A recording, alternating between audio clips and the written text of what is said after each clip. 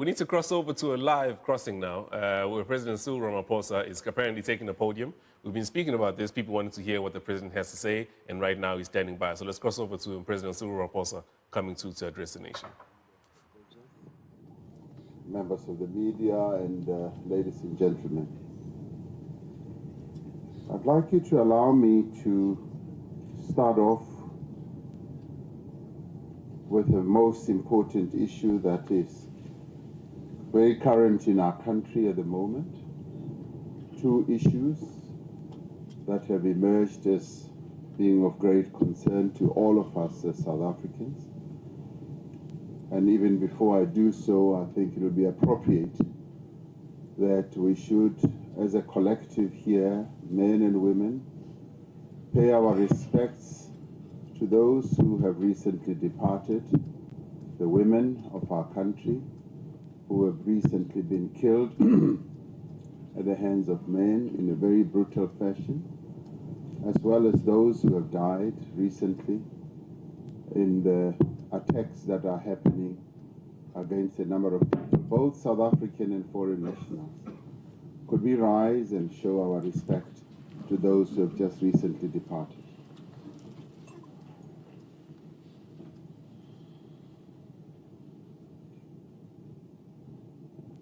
Thank you. It's most unfortunate that we're meeting at a time when we've just been going through a spate of horrible news with the killings that have been perpetrated against women in our country, just as we concluded Women's Month, where we hoped that as South Africans, particularly South African men, would be able to rise to the challenge of addressing the issue of gender-based violence and the perpetration of the killings of women in our country. The nation is in deep mourning. We are all deeply disturbed by the killings of the women who just died recently, and particularly Uyinene, a student here in the Western Cape.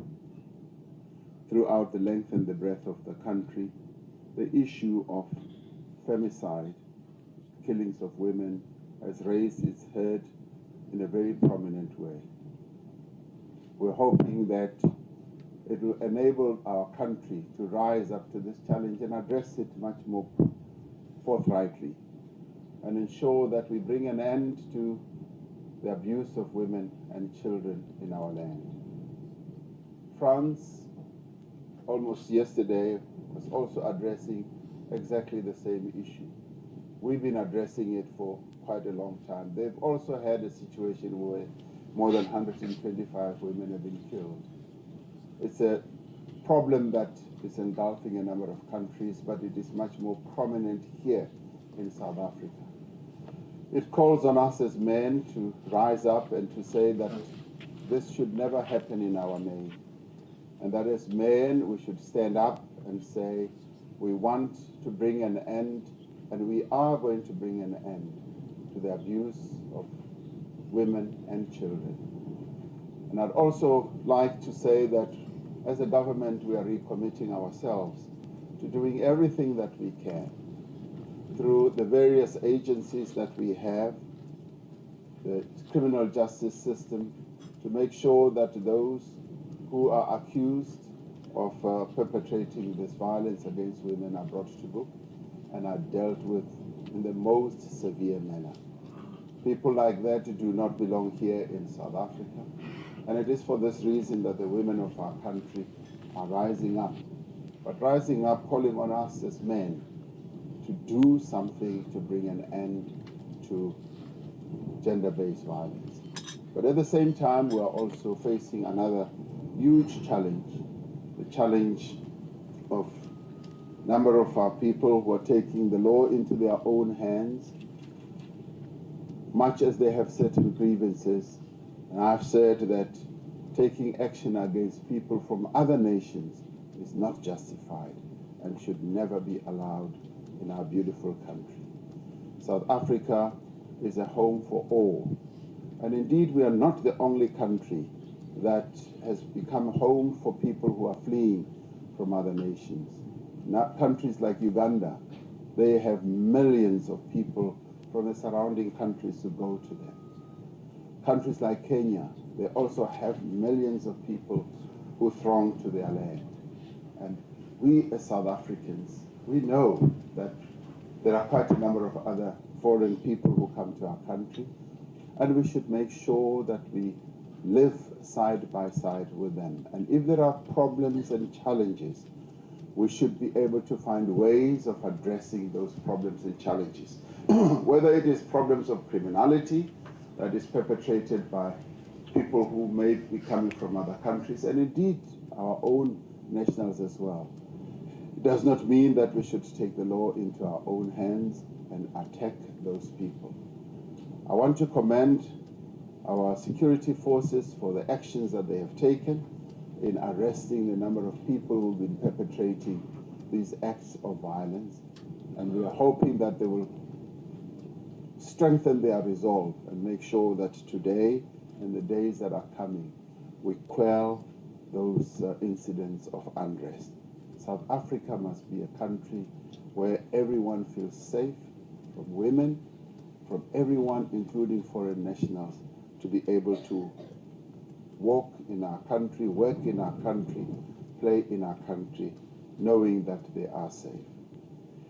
Allow me then to begin by thanking Bread SA for organizing this breakfast, this seminar. I haven't seen any food yet. I was told I was coming to a breakfast. This is a valuable platform to all of us as South Africans, and indeed there are other people here, to share insights on what is being done and what we can still do to improve this beautiful country that we live in, particularly in relation to improving its position as a global investment destination. This seminar takes place at an important time. A new administration has come into office following the elections that we just held in May, and we are finalizing as we speak what we call the medium-term strategic framework, which is going to outline and define the program that we want to have going forward as a nation, where we will be able to detail government's program in the next 5 years.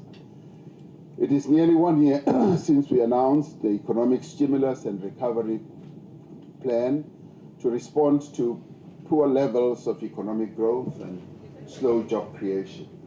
And of course, a number of people said, well, this is not a stimulus plan. And we said, yes, but it is a stimulus plan with South African characteristics. We're always very creative. We come up with our own terms and issues. In just over 2 months' time, we will be hosting the second South African Investment Conference as we work towards achieving our goal of securing 1.2 trillion rand in new investment.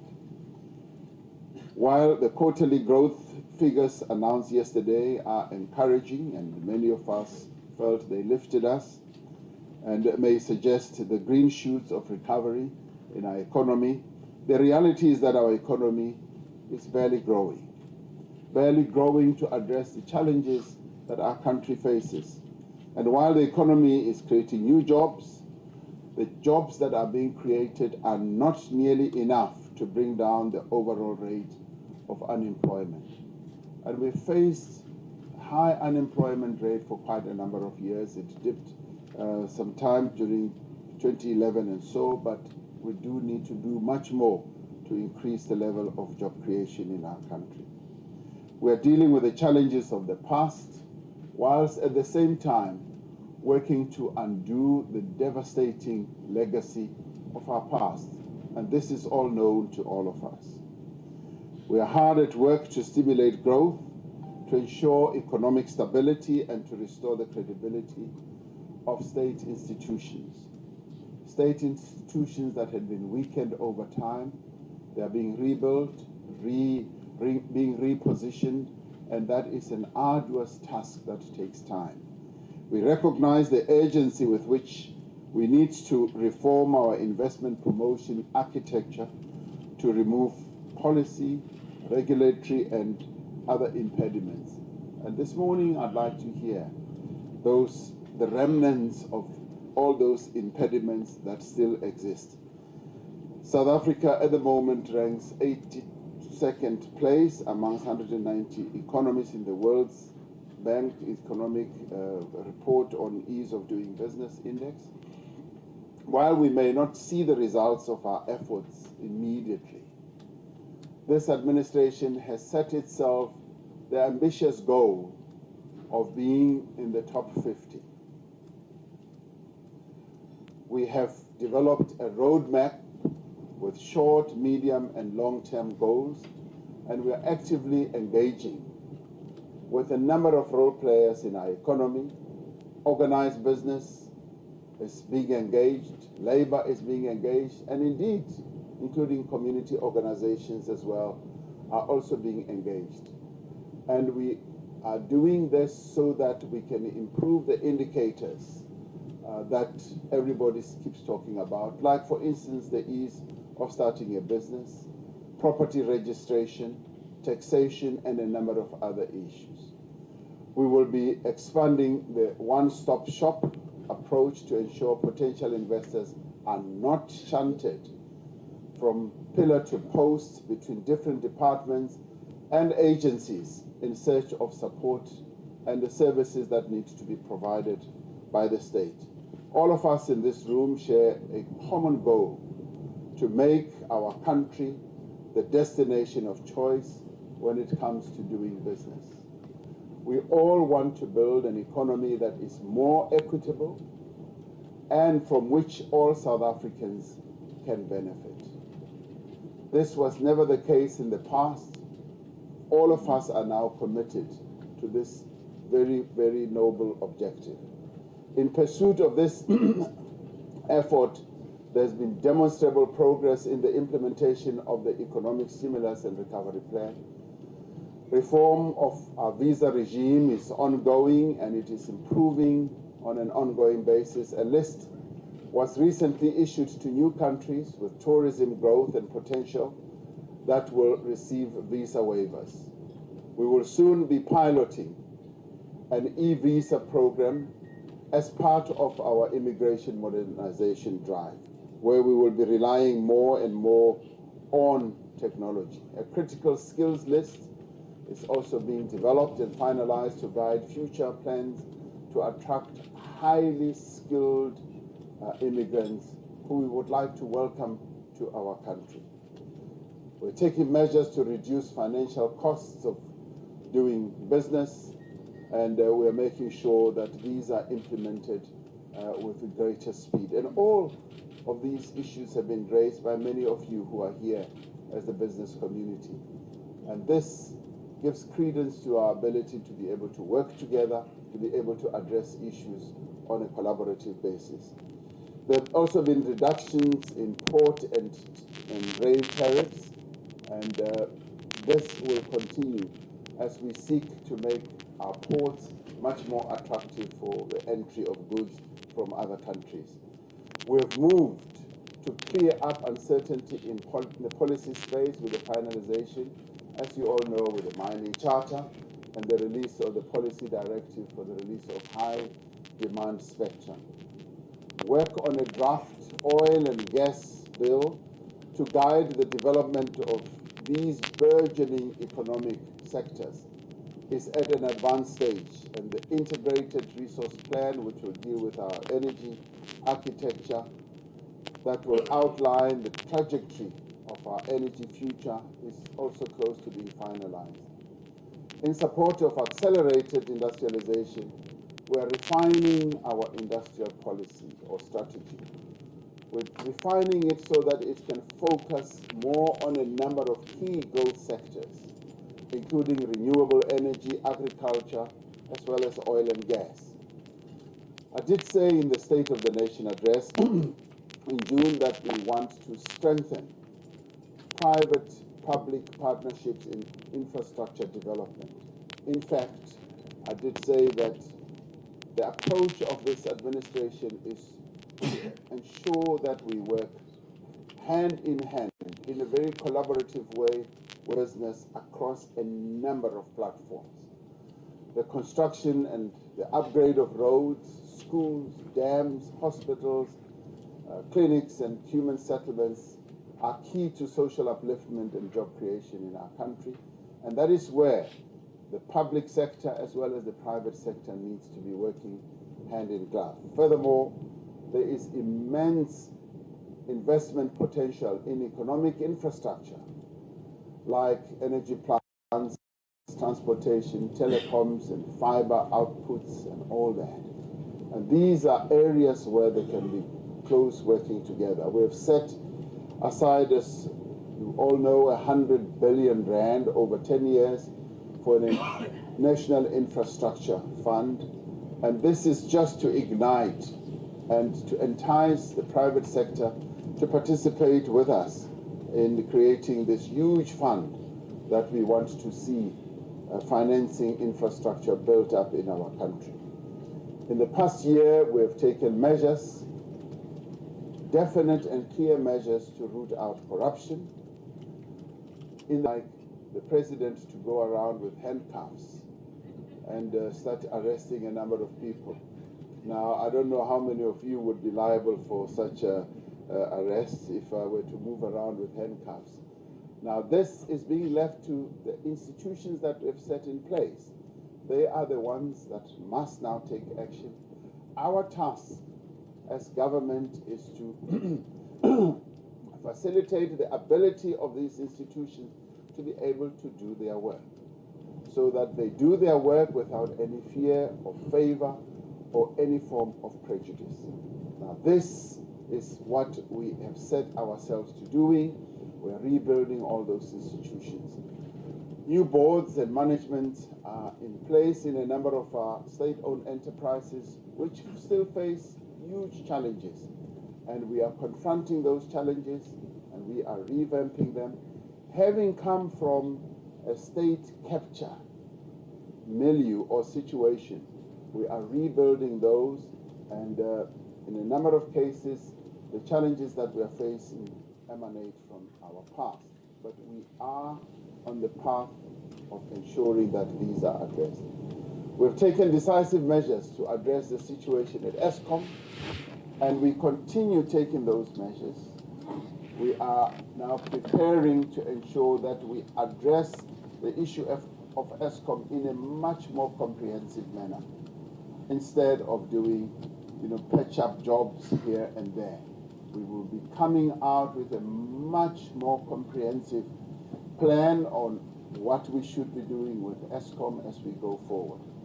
The Chief Restructuring Officer has been appointed to manage the whole process of restructuring the company into separate entities: generation, transmission, and distribution.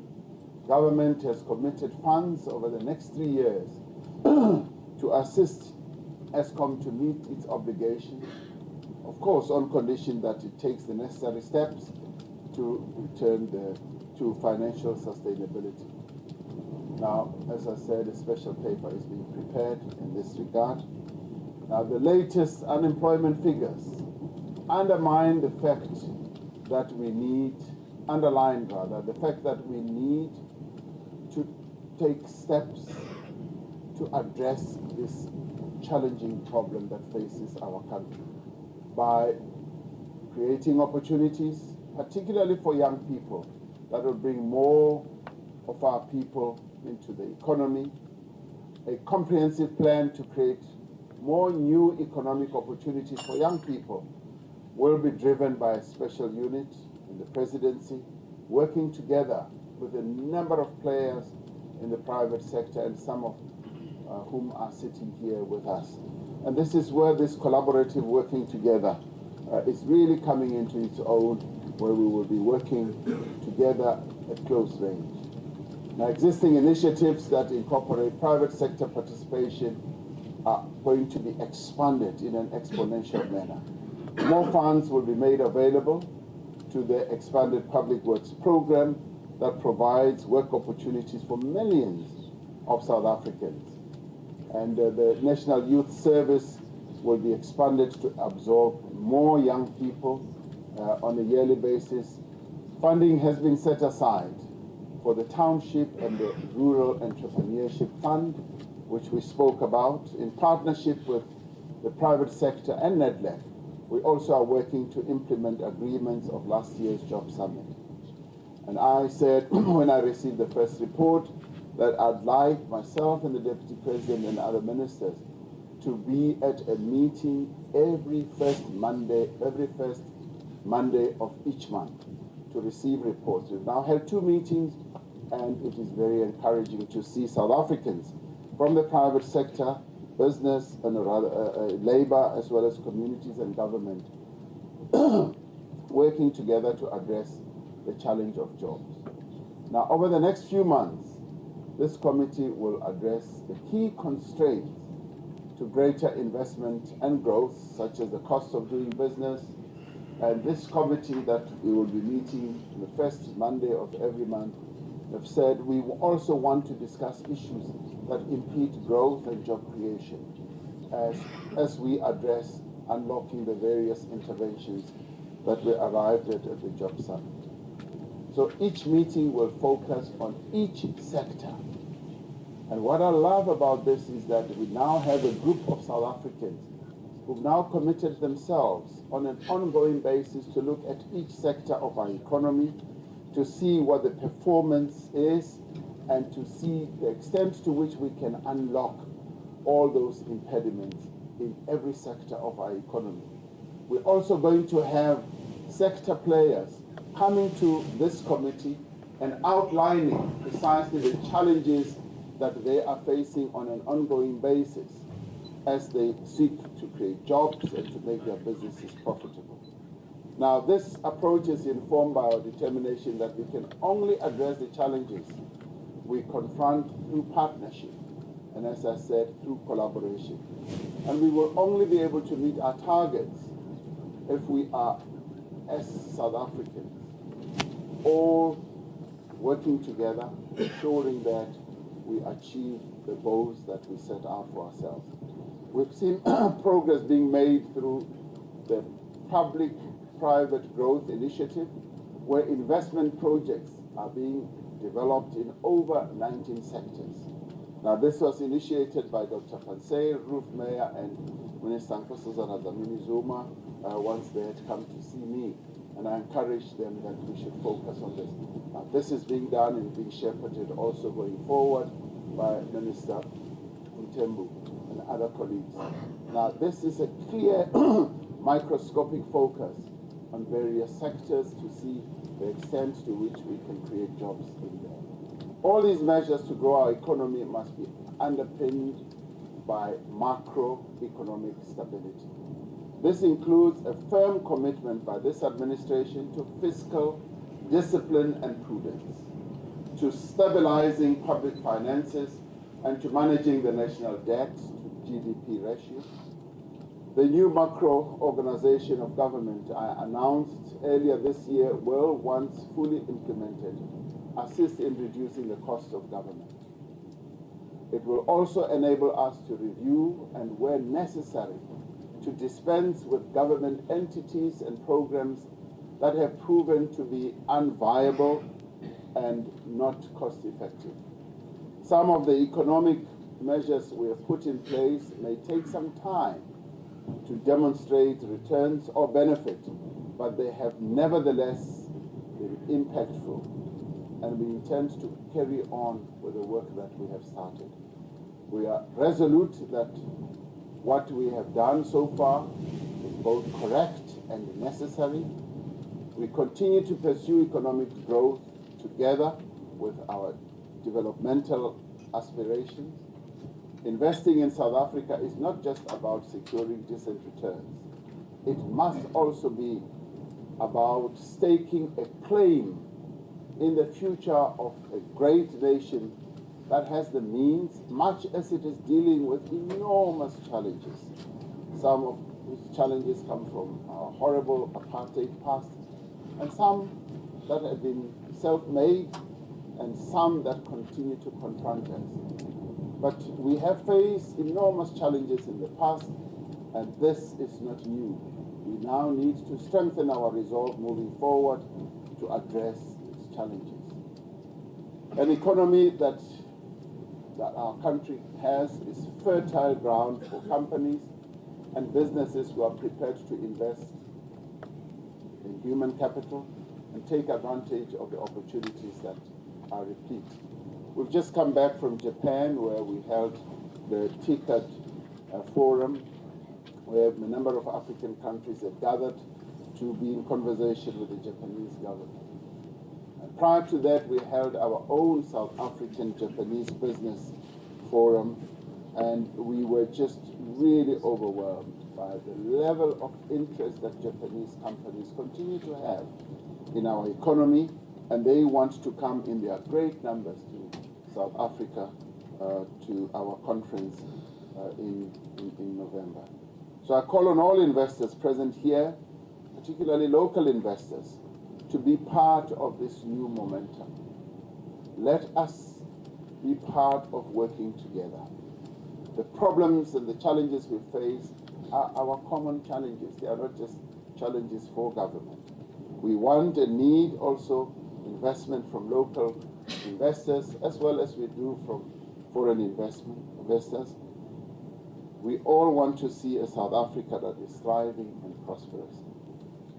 This World Economic Forum, therefore, gives us a platform to project our country in the most positive manner. Much as we are facing all the challenges we need to project it as an investment destination once again. And we want to see a South Africa where all our citizens will enjoy equal opportunity to make a better life for themselves.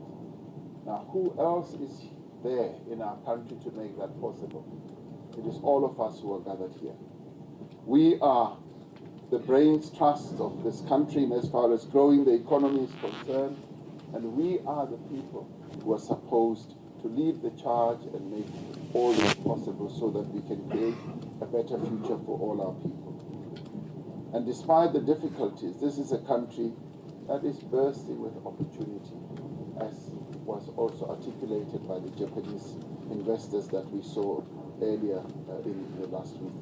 We all have a shared responsibility to nurture these opportunities, to highlight them, and to ensure that people do see them, and as business to also invest in these opportunities so that we can realize this South Africa that we all want. The South Africa we want is a South Africa where all our people can have prosperity and where all our people can share equitably in the economy of our country. Thank you very much.